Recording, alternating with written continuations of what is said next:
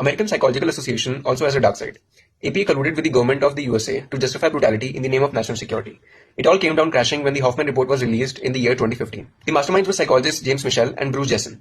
They were paid $1,000 a day, tax-free, to reverse engineer military training into a program filled with tactics that were meant to condition detainees into a state of helplessness, learned helplessness as we call it in psychology. The plot twist, however, was that these psychologists had zero actual interrogation experience, and still they were allowed to do all of this. These psychologists didn't just advise from a desk, they operated in a global network of CIA black sites and military prisons. We're talking about Abu Ghraib in Iraq, Bagram, and the infamous salt pit in Afghanistan, and Guantanamo Bay as well.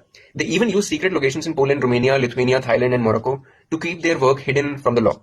The reality inside was nightmare fuel, as detainees were subjected to rectal feeding, forced into coffin-like boxes, and kept awake for up to 180 hours until they hallucinated. In fact, one of the psychologists even went ahead and said and advised CIA that sleep deprivation didn't even count as torture. They literally turned ethics into a handmaiden for patriotism. The APA finally banned this in 2015, but the stain still remains and shows us what happens when the power is given in the wrong hands. The field of psychology has, numerous experiments which are questionable in terms of, human decency, morality and all of that. We're talking about Stanford experiment as well, and then APA colluding with the government of USA. All of these just show us that, how much work still needs to be done to make psychology an ethics first field.